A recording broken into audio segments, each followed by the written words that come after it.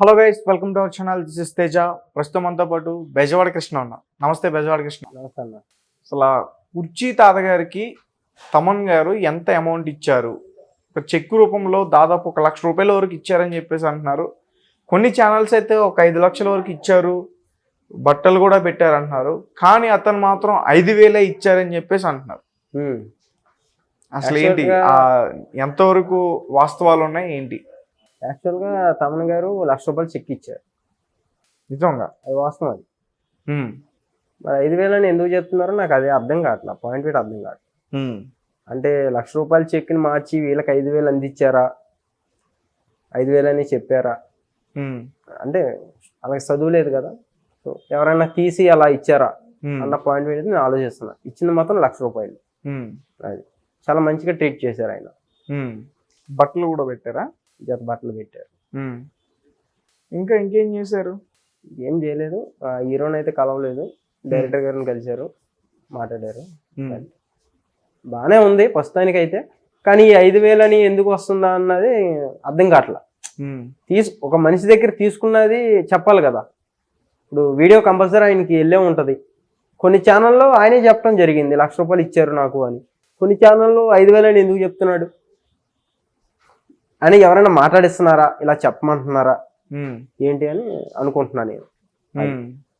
అంటే అతను వైజాగ్ సత్య గారు కదా, అతనితో పాటు అతనే వైజాగ్ అతను కూడా 5,000 ఇచ్చారా అంటాడు. వైజాగ్ సత్యకి తెలుసు మొత్తం. వైజాగ్ సత్య కూడా ₹1,00,000 అని చెప్పాడు. మరి కెమెరా ముందు ఎందుకు అలా చెప్తున్నాడు మరి అర్థం కావట్లేదు. వాస్తవంగా ఇప్పుడు చూసుకున్నప్పుడు ఏంటంటే సోషల్ మీడియాలో ఎవరు ఫామ్ లో ఉంటే దగ్గర మన అగ్గిపెట్టి మచ్చ కానీ, ఆవేశం స్టార్ కానీ, ఇలా నేను కానీ ఎవరైనా అలా ఉన్న వాళ్ళందరూ కూడా కొంచెం దగ్గర తీసుకుంటాం. మీడియా మిత్రులందరూ ఆయనకి తెలుసు కాబట్టి మాట్లాడిచ్చి ఇంటర్వ్యూలు ఇప్పించడం అలా చేస్తున్నాడు. ఎవరు?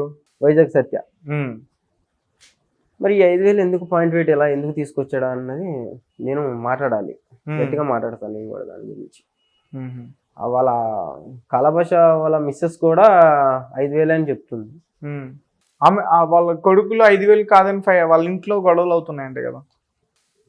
అవును. ఇప్పుడు అది నార్మల్ గా మన వెబ్ సిరీస్ షార్ట్ ఫిల్మ్ లో పెడితేనే ఆ అమౌంట్ ఇస్తారు, నార్మల్ ఇంకా ఎక్కువ ఇస్తారు. అలాంటిది మహేష్ బాబు గారి మూవీలో మెయిన్ సాంగ్ క్లబ్ సాంగ్ లాగా పెట్టి చేశారంటే ఎలా ఎలా నమ్ముతాం మనం కూడా?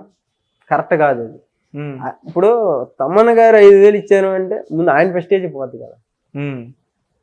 5 లక్షలు అంటే ఓకే, ఆయన రేంజ్కి నార్మల్గా ఆయన అప్పుడే కాబట్టి ₹1,00,000 అంటే ఓకే. మరి 5,000, ₹5, రూపాయి ఏంది అది? కరెక్ట్ కాదు అది. ఉన్నది ఉన్నట్టుగా చెప్పాలి.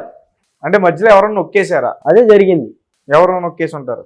నొక్కేసి ఉంటారంటే వాళ్ళతో పాటు వెళ్ళింది వైజాగ్ సత్య, వీళ్ళు వెళ్ళారు కాబట్టి ఏదో జరిగింది సంథింగ్. కంపల్సరీ అదే జరిగి ఉంటుంది. చూడాలిగా అంటే ఆయన మార్పు ఏం జరిగింది, వీళ్ళకి ఎంత అందించాడు, అక్కడ ఎంత అని చెప్పాడు, అసలు ఇచ్చేటప్పుడు వీళ్ళు ఉన్నారా లేరా మాట్లాడతారు దాని గురించి. కానీ మామూలుగా పాషా గారికి ఎక్కువ నువ్వు ఉండేవాడు కదా, ఉండేవాడిని. హాస్పిటల్ తీసుకెళ్ళడం కానీ అతని ఇంటి దగ్గర. యాక్చువల్ గా ఈ రోజున ఆయన మాట్లాడుతున్నాడు అంటే కారణం నేనే. చనిపోయిన టైంలో ఆ ఫోటో కూడా నా దగ్గర ఉంది, నీకు తర్వాత పెడతా. మొత్తం అసలు బాడీలో ఉన్న ఎముకలు మొత్తం కనపడి అన్నమాట. షర్ట్ ఇప్పితే డాక్టర్లో మొత్తం అంతా ఏది తిన్నా ఏది తాగినా వాంతి అయిపోయేది. అంత భయంకరంగా ఉండేవాడు. ఎవరి దగ్గర కూడా రాలా. ఇంతమంది ఫ్యాన్స్ ఉండి ఆయన బాగుంటే వచ్చి సెల్ఫీ ఆడుతున్నారు తప్ప ఆయనకు ఒంట్లో పోతే ఒక్కటి రాలా, పట్టించుకోవాలా. ఒక వాటర్ బాటిల్ తేలా, నేనే వాటర్ బాటిల్ తీసుకొచ్చా, టీ తీసుకొచ్చా, ఇచ్చాను. అయినా సరే వాంతి అయిపోతుంది. ఇలా కాదని మా ఫ్రెండ్ బండి తీసుకొని మధ్యలో కూర్చోబెట్టుకుని గాంధీ హాస్పిటల్ తీసుకెళ్ళి జాయిన్ చేశా, నేనే ఓటీ రాపించుకొని. తర్వాత డాక్టర్లతో అందరితో మాట్లాడిన తర్వాత వాళ్ళందరూ చూసి గుర్తుపెట్టి చూసుకున్నారు. నేను 1 గంట ఆగి వస్తాను బాబాయ్, చూసుకో జాగ్రత్తగా, నాకు పని ఉండి వెళ్ళలేదు. తర్వాత ఆయనే ఫోన్ చేశాడు, నా నెంబర్ ఎప్పుడు కాగితం మీద రాసుకుని ఉంటాడు, బాగానే ఉంది అన్నాడు. నైట్కి వచ్చాడు, మళ్ళీ పార్క్ దగ్గరికి వచ్చి టీ తాగుతున్నాడు. కృష్ణ వస్తాను కృష్ణ, బాగానే ఉంది, థ్యాంక్ యూ అన్నాడు. కొన్ని ఇంటర్వ్యూలో కూడా చెప్పాడు నా గురించి. ఈ రోజు నేను మాట్లాడడానికి కారణం బెజవాడ కృష్ణ, చాలా మంచి వ్యక్తి, ఏ సంబంధం లేకుండా నన్ను ఇలా చేశాడు. కోట్ల మంది ఫ్యాన్స్ ఉన్నా సరే నాకు ఎవరు ఆదుకోలా అని కూడా చెప్పాడు. మరి పాట కూడా పాడాడు నా గురించి. ఒక పాట కూడా ఉంది, ఇంకా నీకు బయట పెట్టలా. ఉంది నా దగ్గర ఫోన్లో. నా పేరు మీద ఒక పాట కూడా పాడాడు, సొంతంగా ఆయనే పాడాడు. మరి అంత బాండింగ్ ఉన్న వ్యక్తి మరి ఎందుకు నువ్వు ఇన్వాల్వ్ అవ్వలేకపోయావు? Financial matters. నేను ఎందుకు ఇన్వాల్వ్ అవ్వలేదంటే యాక్చువల్గా నేను ఇక్కడ లేను, వేరే షూట్కి వెళ్ళాను నేను. సో అందువలన షూట్లో నాకు తెలిసింది ఇలా. అది కూడా మా బావ చరణ్ ప్రసాద్, ఆయన యూట్యూబర్. యాక్చువల్గా నేను యూట్యూబ్లో కొంచెం నేమ్ రావడానికి కారణం ఆయనే. ఆయన ఫోన్ చేసి చెప్పాడు, ఇలా మహేష్ బాబు సాంగ్లో తాతను పెట్టాడు, కొంచెం దగ్గరుండి చేయరా, ఈ టైంలో నువ్వు ఉంటావంటే నేను లైట్ తీసుకున్నా. వేరే షూట్ దగ్గర ఉన్నా, మాట్లాడా, సరే వెళ్తాను అన్నాను. ఇంకంతే వెళ్ళాను. అక్కడ లేడు, ఇంటికాడ లేడు. ఎక్కడ ఉన్నాడు ఏంటని అడిగాను, ఎంక్వైరీ చేశాను. పార్క్ దగ్గరికి రాలేదన్నారు. పార్క్ దగ్గర సాయి అని ఒక అతను ఉంటాడు, అతను అడిగాను, రాలేదన్నాడు. తర్వాత సత్యకి ఫోన్ చేస్తే అలా ఆవిడ ఎవరిని కలవనివ్వట్లేదు, రానివ్వట్లేదు, నేను ఎక్కడ ఇంటర్వ్యూలు నీకు ఫోన్ చేసిన అదే చెప్పు అన్నాడు. సరే అయితే అని నేను అదే అన్నా. తర్వాత ఒక పావు గంట చూసుకుంటే ఆర్టీవీలో ఇంటర్వ్యూ జరుగుతుంది, నోటిఫికేషన్ వస్తుంది కదా. ఫోన్ చేశా, ఎత్తలా. రెండోసారి చేశా, ఎత్తలా. మూడోసారి ఎత్తాడు. అన్న నువ్వే చెప్పావు ఇంటర్వ్యూలు ఎవరికి ఇవ్వట్లేదు, అలా ఆవిడ పంపించలేదు, ఎక్కడికి వెళ్ళినా అలా ఆవిడ వస్తుందని చెప్పావు కదా, మరి ఇప్పుడు ఎలా తీసుకెళ్ళావన్నా అన్న. లేదు, వాళ్ళు ఫోన్ చేసి బలవంతం చేస్తే రిక్వెస్ట్ చేసి తీసుకెళ్ళాను అని చెప్పాడు. అని ఏదైనా చెప్పన్నా, నువ్వు ఇంటర్వ్యూలు ఇస్తాను ఇవ్వనని మళ్ళీ వెళ్ళిపోయి అంటే వాళ్ళు ఏమైనా రికమెండేషన్ అమౌంట్ ఏమైనా ఇస్తున్నారా? ఛానల్ వాళ్ళు ఉంటారు కదా, అమౌంట్ ఏమైనా ఇస్తున్నారా? వీళ్ళు ఇవ్వనన్నారా? అందుకే వీళ్ళకి చెప్పట్లేదా? ఎంతమంది రోజుకి నాకు చాలా మంది ఫోన్లు చేస్తున్నారు, మన సరౌండ్ యూట్యూబర్లు అందరూ కలిపి అని. దొరికితే కదా. కొంతమంది ఏమో సినిమా రిలీజ్ అయ్యేదాకా నో ఇంటర్వ్యూలు అంటున్నాడు, మరి ఇంటర్వ్యూలు ఇస్తున్నాడు. నిన్న కూడా రీసెంట్గా గచ్చిబౌలి ఏదో షాపు ఓపెనింగ్ ఏదో ఉంటే తీసుకుని వెళ్ళాడు. మరి అప్పుడు ఎలా కలిసాడు మనిషి?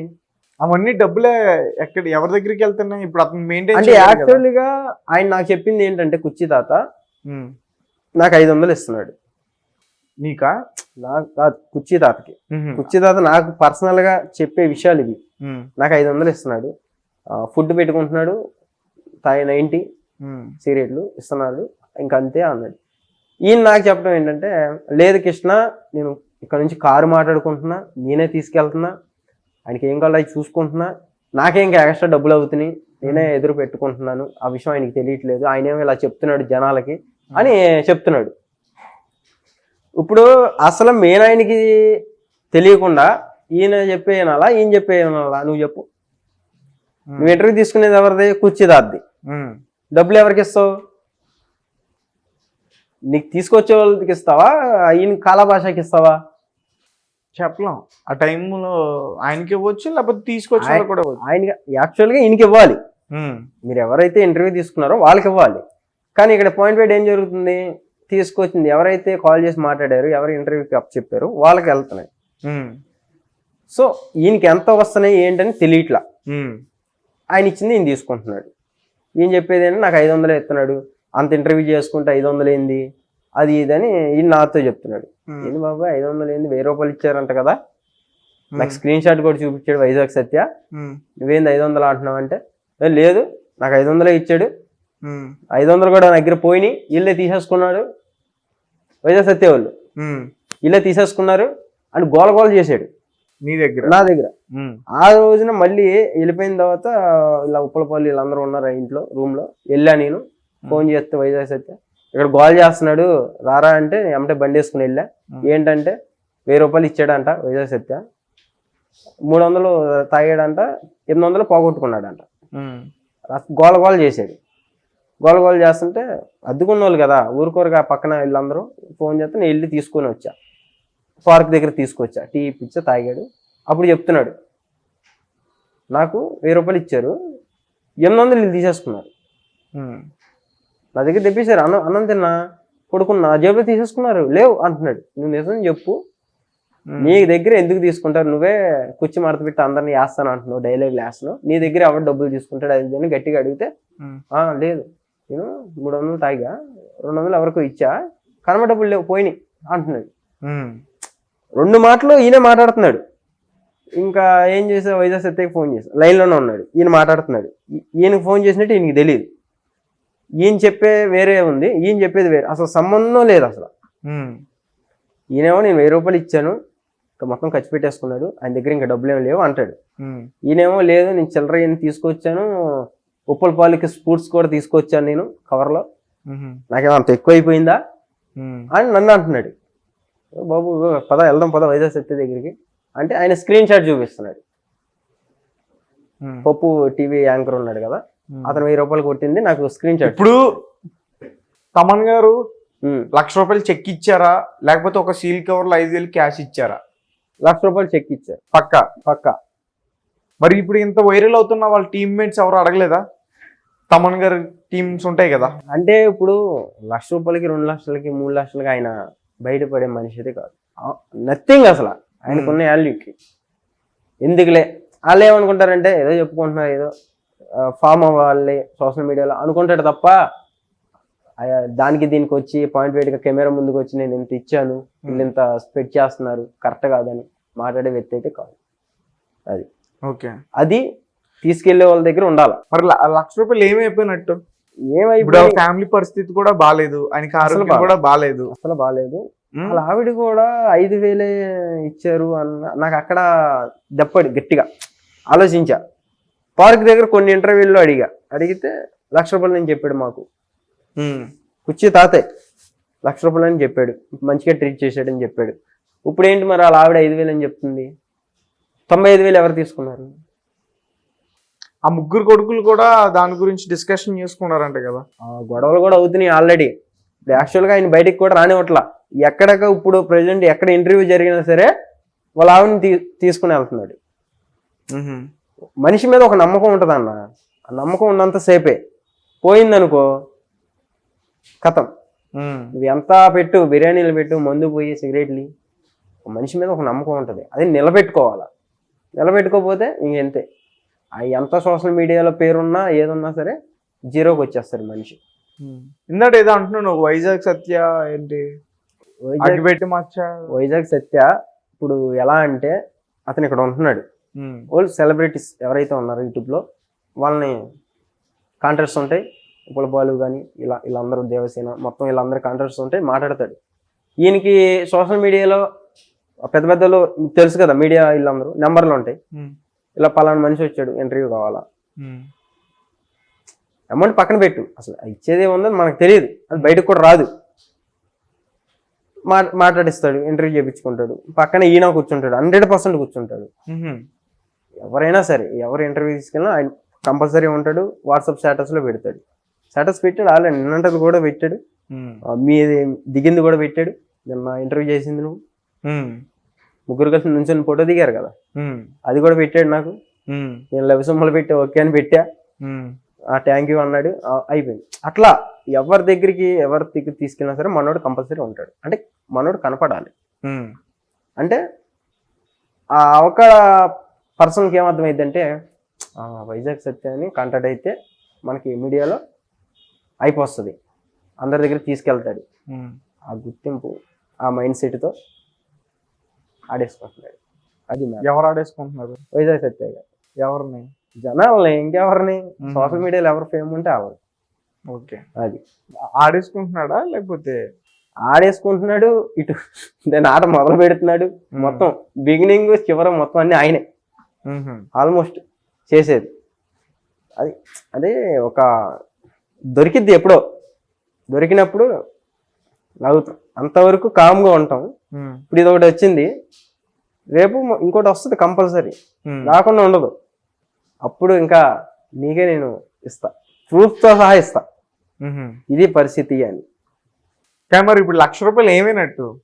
ఆ ₹1,00,000 ఏమైనాయి అంటే పైన భగవంతుడికి తెలియలేగా, అంతే. ఇంకా ఇప్పుడు వాళ్ళ ఇంట్లో వాళ్ళ ఆవిడే 5,000 అని చెప్తుంటే ఇంకా మనం మాట్లాడతామా? ఇచ్చిన ఆయన పక్కనే ఉన్నాడు, తీసుకున్న ఆయన బాగానే ఉన్నాడు. ఇప్పుడు సరే 5,000 మనం అనుకుందాం, నీ దగ్గర 5,000, వేరే ఛానల్ దగ్గర 1,00,000, వేరే ఛానల్ దగ్గర 1,00,000, ఒక మాట మీద ఉండాలిగా. మరి అక్కడ చెప్పినప్పుడు ₹1,00,000 అని ఎందుకు చెప్పాడు, వేరే ఛానల్ దగ్గరకు వచ్చినప్పుడు 5,000 అని చెప్పాడు ఎందుకు? అంటే ఎవరన్నా ఇలాగే చెప్పమన్నారా? ఆయన మైండ్ని మార్చారా?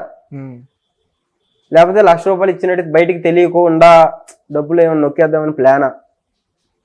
అంతే కదా. మరి కొన్ని ఛానల్లో ₹1,00,000 అని చెప్పాడు, ఆయన నోటితోనే చెప్పాడు. తమన్ గారు నాకు ₹1,00,000 ఇచ్చారు, చాలా మంచిగా చూసుకున్నారు అని చెప్పాడు. మరి ఈ రోజున 5,000 అని ఎందుకు చెప్తున్నాడు? మరి అది ఆలోచించాలి విషయమేగా, కంపల్సరీ ఆలోచిస్తారు. సో మొత్తానికి 95,000 మిస్ అయినాయి, మిస్ అయిపోయినాయి, వెళ్ళిపోయినాయి, గాంధీ గారి ఖాతాలోకి వెళ్ళిపోయినాయి అవి. గాంధీ గారి ఖాతాలో. గాంధీ గారి ఖాతాలోకి వెళ్ళిపోయినాయి అవి. ఓకే, గాంధీ గారు ఎవరు? వస్తాడు ఒక 2-3 రోజుల్లో చూపిస్తాను, ప్రూఫ్తో సహా చూపిస్తా. Okay, right, thank you. Thank you.